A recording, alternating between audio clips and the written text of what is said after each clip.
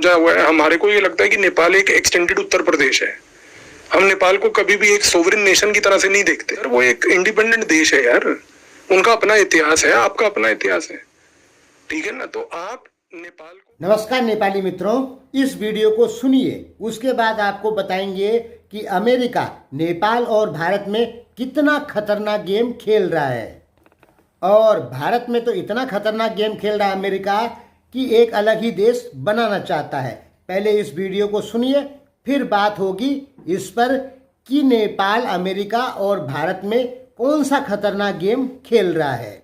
जहां तक नेपाल की बात है सर, नेपाल में मैंने आपको बताया इस समय नेपाल में जिस लेवल का कन्वर्जन हो रहा है क्रिश्चियनिटी में, जिस लेवल का वहां पर आज की डेट में ड्रग इकोनॉमी क्रिएट हो रही है, उसमें उस पूरे गेम प्लान को मद्देनजर रखते हुए इंडिया सबसे इंपॉर्टेंटली दो चीजें कर सकता है।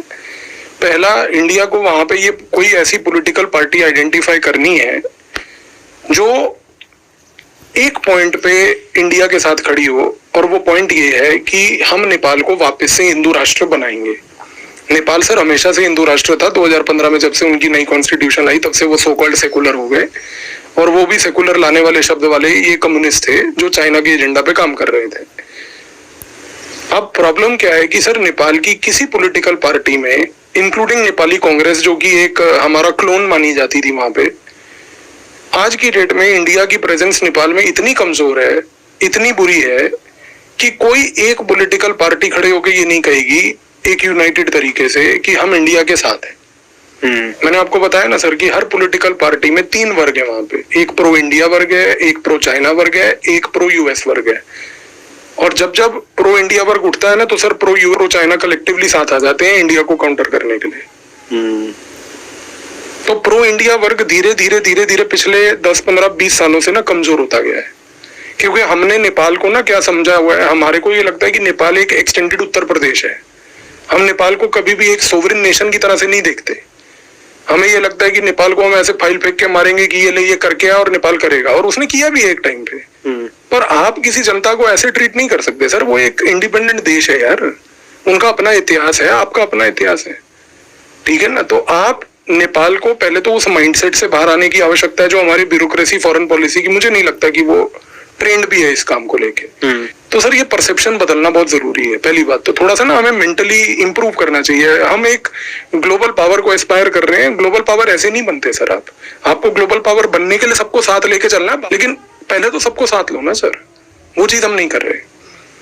दूसरा चीज सर, नेपाल में मैंने जैसा आपको बताया कि सर हमें एक पॉलिटिकल पार्टी को आइडेंटिफाई करना है। अगर कोई आज की डेट में है ऐसी जो हमारी इंटेलिजेंस कर सकती है, मिनिस्ट्री ऑफ एक्सटर्नल अफेयर बैठ के साथ में काम कर सकता है कि वो एक प्रो इंडिया पार्टी बनाए, और वो प्रो इंडिया पार्टी इवेंचुअली इस नैरेटिव पे आके नेपाल के पॉपुलेशन में वो पॉइंट दोबारा जगाए कि नेपाल को एक हिंदू राष्ट्र बनना है। सर 2027 में 28 में नेपाल में चुनाव है।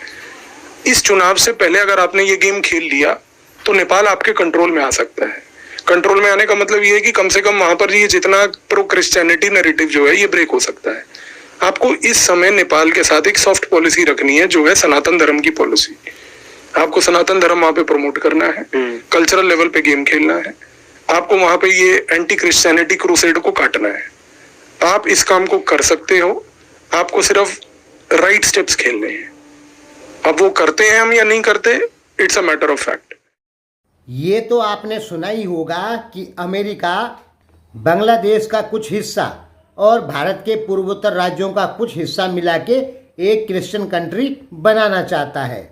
जब शेख हसीना इसके विरोध में गई तो शेख हसीना की सरकार ही पलटवा दी अमेरिका ने बांग्लादेश में।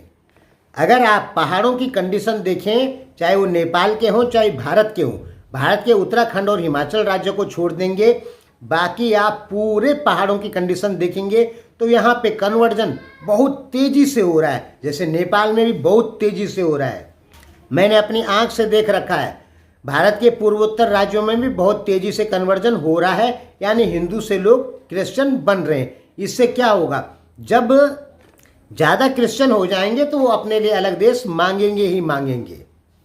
तो अब नेपाल भारत को क्या करना चाहिए? नेपाल भारत को क्या करना चाहिए कि जो एक ऐसा कानून बनाना चाहिए जिसके अंतर्गत कोई धर्म चेंज ना कर सके। लेकिन भारत ये कानून नहीं बना सकता। भारत यदि ये कानून बनाएगा तो भारत की जो विपक्षी दल हैं, कांग्रेस आदि, आप ममता बनर्जी, ये सब विरोध में उतर जाएंगे और सड़कों पर जुलूस चालू हो जाएगा, तोड़फोड़ चालू हो जाएगी, एक प्रकार के दंगे शुरू हो जाएंगे। तो भारत इस बिल को नहीं ला सकता कि धर्म चेंज नहीं होगा। और भारत यदि इस बिल को नहीं लाता है तो पूर्वोत्तर के राज्यों के लिए बहुत बड़ा खतरा हो सकता है आने वाले समय में, क्योंकि वहाँ पे लगातार लोग ईसाई बनते जा रहे हैं। और ये ईसाई कौन बन रहे हैं? ये एक प्रकार से पहाड़ी समुदाय के लोग, इनमें राय, गुरुंग, मगर, तमांग जैसे लोग ज़्यादा हैं, यानी किराती टाइप के लोग ज़्यादा हैं। हालांकि इसमें ब्राह्मण क्षत्रिय भी बन रहे हैं, लेकिन भारत के पूर्वोत्तर राज्यों के ब्राह्मण क्षत्रिय थोड़ा कम बन रहे हैं। और किराती टाइप के लोग जो मंगोलियन टाइप के दिखते हैं, हालांकि मंगोलियन नहीं है वो लोग, वो हिमालय के ही मूल निवासी हैं, लेकिन आजकल वो अपने को मंगोलियन बोलने लग गए हैं। ये लोग ज़्यादा कन्वर्जन इनका हो रहा है और ये बहुत घातक हो जाएगा नेपाल के लिए भी और भारत के लिए भी। अब भारत नेपाल में भी कुछ नहीं कर सकता। भारत अपने यहाँ ही कन्वर्जन नहीं रुका सकता, नेपाल में कैसे रुकाएगा? ये जो भाई साहब सरदार जी कह रहे हैं कि भारत को नेपाल में दोबारा से हिंदू राष्ट्र लाना होगा, भारत के बस की बात नहीं है नेपाल में हिंदू राष्ट्र लाना। कारण ओली, प्रचंड, देवबा और जो छोटी मोटी पार्टियां हैं, ये कभी नेपाल को हिंदू राष्ट्र नहीं बनने देगी। हो सकता है प्रचंड जी थोड़ा समर्थन करते हो हिंदू राष्ट्र का, या देवा जी करते हो, लेकिन ये कभी नेपाल को हिंदू राष्ट्र नहीं बनने देंगे। कारण अगर नेपाल हिंदू राष्ट्र बनता है, राजा आता है, तो इन दलों की पावर बिल्कुल खत्म हो जाएगी या कम हो जाएगी। वो दोबारा राजा को नहीं लाना चाहेंगे। हाँ, नेपाल में जो नेता हैं बड़े लोग, जैसे ओली, प्रचंड, देवबा, शेर बहादुर देवबा जी हो गए, माधव नेपाल हो गए, रवि लामिछाने, ये सब मिलके एक ऐसा बिल बना दें कि भाई कन्वर्जन नहीं होगा, जो करेगा उसे सजा होगी, तो जाके नेपाल में ईसाईकरण रुकेगा। भारत में नहीं रुकने वाला। भारत सरकार की ताकत नहीं है कि वो एंटी ईसाई बिल बना दे, क्योंकि फिर दंगे फसाद चालू हो जाएंगे भारत में। लेकिन नेपाल में अभी बन सकता है, अभी समय है कि नेपाल में इस टाइप का कोई कानून बन सकता है कि भाई जो धर्म चेंज करेगा उसे जेल होगी। देखिए, हमें धर्म से कोई लेना देना नहीं है, किसी के धर्म से कोई आपत्ति नहीं है। आपत्ति ये है कि जब अलग अलग धर्मों के लोग किसी देश में हो जाते हैं तो वो देश टूट जाते हैं। चाइना नहीं टूट सकता, क्योंकि 92% हान जाति के लोग हैं। भले ही हम कितना चिल्लाएं कि चाइना के टुकड़े होने वाले हैं, ये है वो, नहीं टूटेगा, क्योंकि एक ही जाति के लोग हैं। लेकिन भारत में, नेपाल में ये खतरा मौजूद है। भारत में ज़्यादा है, थोड़ा थोड़ा नेपाल में भी है। तो भारत भी नेपाल में कुछ नहीं कर सकता। ये जो भाई साहब कह रहे थे सरदार जी कि किसी पॉलिटिकल पार्टी को भारत का समर्थन करना होगा। देखिए, जो पॉलिटिकल पार्टी नेपाल में भारत का समर्थन करेगी वो सत्ता में आएगी ही नहीं, उसे वोट ही नहीं पड़ेंगे। कारण कि नेपालियों का दिमाग में एक चीज़ आ गई है कि जो भारत का विरोध करेगा उसी को वोट देना है। इसलिए भारत ज़्यादा कुछ नहीं कर सकता। मैं कई बार कह चुका हूं कि भारत जो है वो हार चुका है नेपाल की लड़ाई। नेपाल की लड़ाई किस किस के बीच थी? अमेरिका, चाइना और भारत के बीच में। इसमें भारत हारा है, चाइना जीत चुका है। चाइना क्यों जीता? क्योंकि नेपाल की सारी जनता चाइना की जय जयकार तो जरूर करती है और भारत अमेरिका को खूब गाली देती है। नेपालियों को ऐसा लगता है कि नेपाल में राजा को हटाने में भारत का हाथ है, नेपाल में ईसाईकरण में भारत का हाथ है। नहीं भाई, भारत तो अपना ही कम्युनिस्टों से परेशान है। अब भारत के कम्युनिस्टों ने नेपाली कम्युनिस्टों को समर्थन जरूर किया, लेकिन ये चाइना की विचारधारा थी। कम्युनिस्टों को, कोई भी कम्युनिस्ट हो दुनिया में, उसको चाइना का समर्थन जरूर मिलता है। वो चाइनीज विचारधारा है। सीताराम येचुरी को जानते हैं?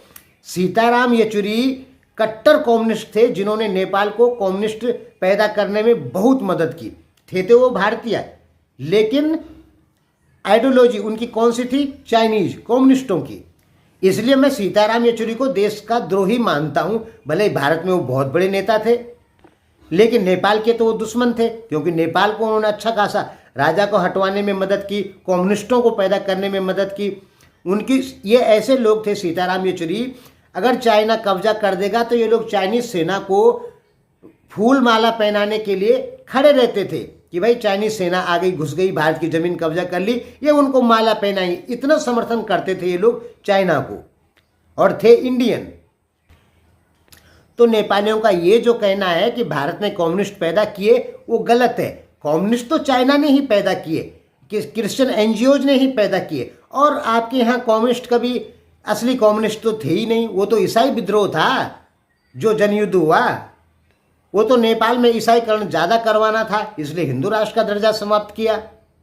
आपके नेताओं ने भी खूब पैसे खाए उसमें। मैं ये मानता हूँ कि भारत ने नेपाल में कम्युनिस्ट पैदा नहीं किए, बल्कि भारत में बैठे कुछ गद्दार लोगों ने, गद्दार नेताओं ने नेपाल में कम्युनिस्ट पैदा करने में मदद की, क्योंकि इन्हें विदेश से फंडिंग आती थी। अब ये फंडिंग कहाँ से आती थी? ये सारी फंडिंग आती है एनजीओ से। तो अब क्या हो गया है कि भारत के पूर्वोत्तर राज्यों में धर्मांतरण बहुत तेजी से हो रहा है, और आने वाले समय में क्या होगा कि ये लोग अलग देश मांगेंगे। नेपाल भी इससे बचेगा नहीं, क्योंकि नेपाल में भी तेजी से धर्मांतरण हो रहा है। और हम आए दिन वीडियो देखते हैं, ब्राह्मण क्षत्रियों को खूब गाली दी जाती है, कहा जाता है कि ब्राह्मण भी विदेशी, क्षत्रिय भी विदेशी। इससे क्या होगा? समाज आपस में लड़ेगा, और जहां समाज आपस में लड़ता है वो देश विकास तो कर ही नहीं सकता है। तो नेपाल में भारत की स्थिति बहुत कमजोर है। चाइना नेपाल में पूरी तरीके से ताकतवर है। देखिए, चाइना का समर्थन क्रिश्चियन एनजीओज एक साथ आ जाते हैं जब भारत नेपाल में हिंदू धर्म के खिलाफ कुछ अच्छा काम करना चाहता है। तो जो नेपाल में एनजीओ बैठे हैं वो और चाइना एक साथ आ जाते हैं। इन एनजीओज को अमेरिका का भी समर्थन है, यूरोपीय यूनियन का भी समर्थन है। तो कह सकते हैं कि चीन अमेरिका मिल जाते हैं तब जब भारत कुछ हिंदू राष्ट्र के लिए नेपाल में करना चाहता है। तो भारत कुछ नहीं कर सकता नेपाल की मदद हिंदू राष्ट्र बनाने के लिए। बस भारतीय लोग केवल सोशल मीडिया पे हल्ला मचा सकते हैं कि नेपाल को हिंदू राष्ट्र बनाओ, क्योंकि भारतीयों को पता है भारत को तो बना नहीं सकते। क्योंकि भारत को अगर हिंदू राष्ट्र घोषित कर दिया जाए तो मुझे लगता है 2-4 करोड़ आदमी आपस में लड़के मर जाएंगे। हिंदू राष्ट्र तो बहुत दूर की बात है। यहाँ नवरात्रा था, जगह जगह भारत में जब दुर्गा मूर्ति की झांकी निकलती है उसमें पथराव हुआ है। अब बताओ भारतीय हिंदू कितना कमजोर हो गया कि अपने ही देश में अपने देवी देवताओं का खुलकर नहीं घुमा सकता है, झांकी नहीं निकाल सकता, पथराव हो जाते हैं उनके ऊपर। और बंगाल में तो ये कह दिया गया था कि भाई दुर्गा पूजा नहीं होगी। अब बताओ, बंगाली लोग तो दुर्गा को बहुत मानते हैं, वहाँ पर लोगों ने जगह जगह दुर्गा पूजा के दिन खूब पथराव किए हैं, आप समाचारों में देख सकते हैं। तो भारत तो हिंदू राष्ट्र बनने की बात तो बहुत दूर है, बच जाएं भारत के हिंदू आने वाले समय में, वही बड़ी बात है। हाँ, अभी नेपाल में ऐसा कोई कानून जरूर बन सकता है जिससे कन्वर्जन रुक जाए, और ये कानून नेपाल को बनाना ही होगा। भारत इसमें आपकी मदद नहीं कर सकता, कारण भारत तो अपनी ही मदद नहीं कर पा रहा है। अकेला मोदी कुछ नहीं कर सकता, पूरी दुनिया मोदी के पीछे पड़ी है। पाकिस्तान, अमेरिका, यूरोपीय यूनियन, क्रिश्चियन एनजीओज, इस्लामिक संगठन, उधर शी जिनपिंग, इधर नेपाल के प्रधानमंत्री ओली जैसे लोग, ये सब मोदी के दुश्मन क्यों हैं? क्योंकि मोदी जो है वो हिंदू राजनीति करते हैं, हिंदुओं को एकजुट होने की शिक्षा देते हैं। इससे क्या होता है, हिंदू जब एकजुट होगा तो मोदी को वोट पड़ेंगे, तो मोदी प्रधानमंत्री बनेंगे। लेकिन इससे एक फायदा ये भी होगा कि जिस देश की जनता एकजुट होती है वो देश नहीं टूटते हैं। तो कहने का मतलब है कि अमेरिका ने एनजीओज के द्वारा बड़ा खतरनाक गेम खेल रखा है भारत और नेपाल में, और आने वाले समय में अमेरिका का कहना है कि हम एक देश बनाएंगे। हालांकि इतना आसान नहीं है कि अलग देश बनाएं, क्योंकि मणिपुर भारत का पूर्वोत्तर, तो ऐसा अगर वो लोग कहते हैं कि हम इंडिपेंडेंट हो गए, अलग देश हमने बना दिया, तो भारत के फाइटर प्लेन इतने बम बरसा देंगे वहाँ कि प्लेन बना देंगे। ज़्यादा टाइम नहीं लगेगा भारत को उसको प्लेन बनाने में, ज़्यादा लोग भी नहीं है वहाँ। अब नागालैंड की क्या औकात है, 20,000 स्क्वायर किलोमीटर का तो है ही ये नागालैंड, छोटा सा। एक फाइटर प्लेन पूरे नागालैंड को समाप्त कर देगा, मणिपुर को समाप्त कर देगा। 20-50 लाख आदमी मारना आजकल बहुत सरल है, एक ही बम इतने आदमियों को मार देता है। माने इतना आसान तो नहीं है। जब कश्मीर अलग देश नहीं बन पाया, जिसके लिए इतने साल से लड़ाई चल रही है, 70 साल से चर्चा लड़ाई हो गई, पूरी ताकत लगा दी अमेरिका ने, यूरोप ने, मुस्लिम देशों ने कश्मीर को अलग देश बनाने की, नहीं बना पाए, तो पूर्वोत्तर का तो बहुत मुश्किल है, क्योंकि वहाँ उतनी ताकत कोई नहीं लगा सकता। जितनी कश्मीर में ताकत झोंक दी गई है भारत से अलग करने के लिए, उतनी ताकत पूर्वोत्तर राज्यों में कोई नहीं लगा सकता। और अब का भारत ताकतवर भारत है, पहले कमजोर था। आज तो भारत खतरनाक हथियारों से लैस हो चुका है और भारत के पास पैसा भी है। पहले तो पैसा भी नहीं था और उतने खतरनाक भी हथियार नहीं थे भारत के पास में, लेकिन आज दिक्कत नहीं है। तो इतना आसान तो नहीं है, लेकिन अमेरिका की चाल तो है ना। और हमारे यहाँ कुछ ऐसे भी अभी तक लोग हैं जो अमेरिका का गुणगान करते हैं बहुत ज़्यादा। कुछ लोग ऐसे भी हैं आज तक जिन्हें अमेरिका की सच्चाई पता ही नहीं है। धन्यवाद।